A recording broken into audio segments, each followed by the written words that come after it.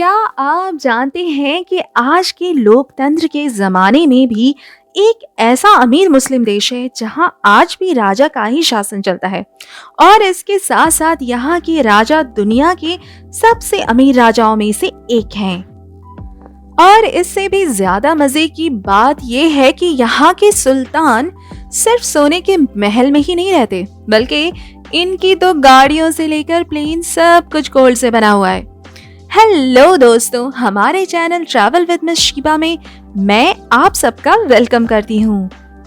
दोस्तों, अब तक तो आप समझ ही गए होंगे कि हम बात कर रहे हैं ब्रुनाई देश की।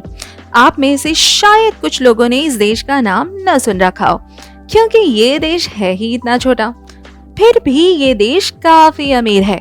ये देश अपनी प्राकृतिक खूबसूरती और संसाधनों से धनी है और यहाँ के राजा सुल्तान हसनल बोल्किया दुनिया के सबसे अमीर राजाओं में से एक है। और आज हम आपको लेकर चलेंगे इस छोटे लेकिन कमाल के देश के सफर पर और साथ साथ जानेंगे यहाँ के सुल्तान की लग्जूरियस लाइफस्टाइल्स के बारे में। तो चलिए बिना देर किए हुए शुरू करते हैं। दोस्तों, ब्रुनाई देश बोर्निया आइलैंड पर मौजूद एक छोटा लेकिन बेहद रिच देश है। इसकी आबादी लगभग 4.5 लाख है और ये देश ज्यादातर तेल और नेचुरल गैस के भंडार की वजह से जाना जाता है। इसकी राजधानी बंदर सेरी बेगवान में आप देख सकते हैं ओमर अली सैफुद्दीन मस्जिद जैसी खूबसूरत इमारतें, जो अपने सोने की गुंबद और शानदार आर्किटेक्चर के लिए मशहूर है। दोस्तों, अब बात करते हैं ब्रुनाई देश के सुल्तान हसनल बोल्किया की शाही जिंदगी की। इन्होंने 1967 से शासन करना शुरू किया था और तब से ही वो दुनिया के सबसे अमीर और प्रभावशाली राजाओं में गिने जाते हैं। इनके महल इस्ताना नूरुल ईमान को दुनिया का सबसे बड़ा रेजिडेंशियल महल माना जाता है। इस महल में 17,000 से भी ज्यादा कमरे हैं और ये इतनी बड़ी जगह है कि यहाँ 5,000 मेहमानों के लिए बैंक्वेट हॉल, 257 बाथरूम और एक बड़ी सी मस्जिद भी है। अगर बात सुल्तान की कार की कलेक्शन करें तो सुल्तान हसनल बोल्किया के पास तकरीबन 7,000 कारों का बड़ा सा कलेक्शन है। इसमें कई रोल्स रॉयस, फेरारी और लैम्बोर्गिनी शामिल हैं। इनके पास कारों का सबसे बड़ा प्राइवेट कलेक्शन होने का रिकॉर्ड भी है। इसके अलावा इनके पास एक कस्टमाइज्ड बोइंग 747 सहित कई प्राइवेट जेट हैं। अंदर की खबरों की माने तो उनके जेट को सोने से सजाया गया है। तो चलिए अब जानते हैं ब्रुनाई देश के कुछ अमेजिंग और हैरान कर देने वाले फैक्ट्स। लेकिन इससे पहले जिन लोगों ने भी हमारा चैनल सब्सक्राइब नहीं किया है, जल्दी से सब्सक्राइब कर दें और बेल आइकन को भी प्रेस कर दें, जिससे हमारा ये सफर ऐसे ही चलता रहे।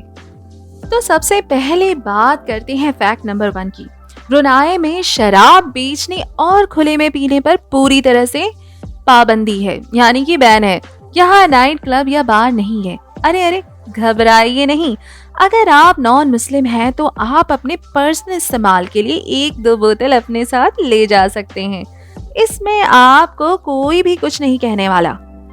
और अगर आप मुस्लिम हैं तो आपको कफ सिरप से ही काम चलाना होगा, क्योंकि शराब तो हराम है ना। फैक्ट 2, ब्रुनाई का उला तेम्बुरोंग नेशनल पार्क, जिसे ब्रुनाई का ग्रीन ज्वेल भी कहा जाता है, दुनिया के सबसे डाइवर्स इकोसिस्टम्स में से एक है। यहाँ का एनवायरनमेंट पूरी तरह से अनछुआ और साफ सुथरा है, जो टूरिस्ट को एक अनोखा एक्सपीरियंस कराता है। फैक्ट 3, ब्रुनाई में हेल्थ और एजुकेशन की सेवाएं पूरी तरह से फ्री हैं और यहाँ के नागरिकों को कोई टैक्स भी नहीं देना पड़ता है। सरकार की ये मेहरबानी तो देश की तेल संपदा की बदौलत है। वैसे कमेंट सेक्शन में ये जरूर बताइएगा कि क्या आपको भी लगता है कि एजुकेशन और हेल्थ से जुड़ी सेवाएं हर देश में फ्री होनी चाहिए। आखिरकार इतना हक तो हम सिटीजन्स का बनता ही है।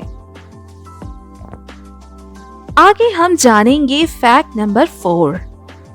ब्रुनाई देश में शरिया कानून लागू है, जो कुछ क्राइम्स के लिए बहुत सख्त सजा सुनाता है। जैसे कि पहली बार चोरी करने पर दाहिनी हाथ को काट दिया जाता है। अगर कोई दोबारा ऐसा करता है तो उसके पैर को काट दिया जाता है।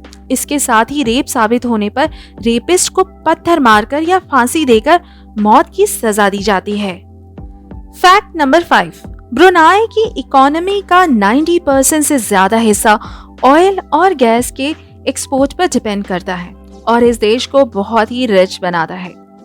तो दोस्तों, ये था हमारा छोटा सा ब्रुनाई देश का सफर। वैसे तो ब्रुनाई एक छोटा देश है, लेकिन यहाँ की संपन्नता और कल्चर बेहद इंटरेस्टिंग है। सुल्तान की शाही जिंदगी से लेकर नेचुरल ब्यूटी और डाइवर्स इकोसिस्टम तक ये देश हर कदम पर आपको हैरान कर देगा। अगर आप कभी ब्रुनाई आने का मौका मिले तो इस देश की ब्यूटी और रिच कल्चर को खूब एंजॉय करें।